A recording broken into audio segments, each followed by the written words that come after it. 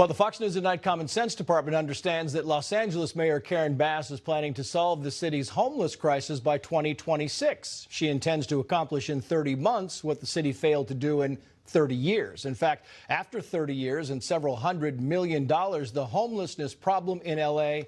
is worse. But a nonprofit called the Committee for Greater L.A. thinks it has a remedy: to use more than 100 vacant lots owned by the city of L.A. to build homeless shelters. And what better place to start than an empty lot that used to be an elementary school smack dab in the middle of Woodland Hills, California, right? The neighborhood there. I mean, who needs reading, writing, and arithmetic when you could have needles, feces, and mentally ill? The school lot is 7 acres, big enough to build 28 homes or one massive shelter. And Common Sense thinks that's a concern for even the most magnanimous of local homeowners. The homeless certainly need refuge, but history tells us homeless shelters and encampments are not the best of neighbors. A constant stream of drugs and crime tends to put a damper on stickball and backyard barbecues. Hey, maybe they use that empty school lot to build, oh, I don't know, a school. Common Sense is curious to see what hits rock bottom first in that neighborhood: property values or test school.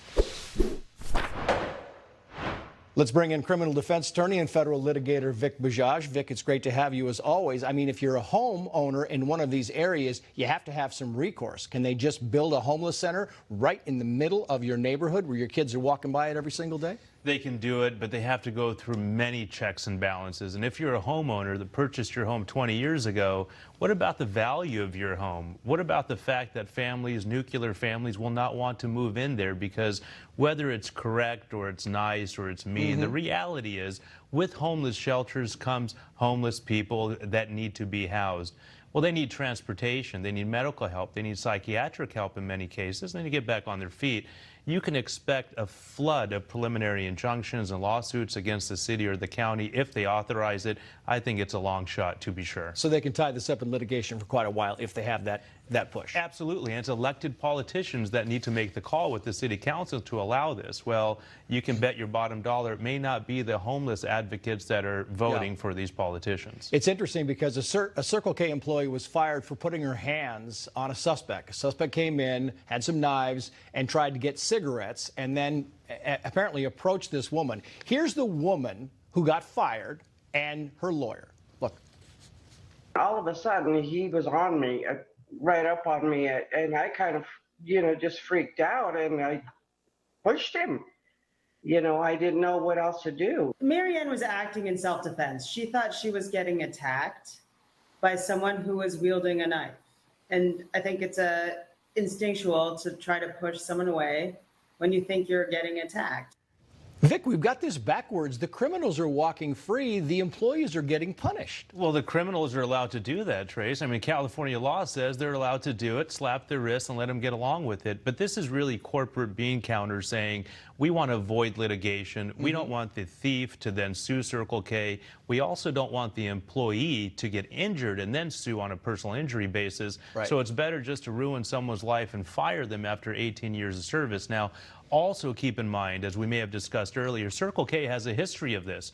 They have decades and decades of terminating long-standing employees because of thievery and trying to intercede in the thefts, being loyal employees. It's really the bean counter saying, well, I don't really care about the employee's life. Let's go ahead and insulate from lawsuits and settle these things out of court and get rid of perceived liabilities. Marianne was talking about this earlier. I mean, the gun violence, the number of shootings in Chicago. July 4th is the busiest of these fatal weekends. Chicago 5, NBC 5 said the following: at least 9 killed. Now we know it's 10. 46 wounded in Chicago shootings over Father's Day weekend. And so the worst weekends are coming. I mean, there's got to be some kind of an answer here. There's got to be some kind of legal remedy to be able to help what's happening in Chicago and Philadelphia and several other cities. Well, sure. Make strict gun laws.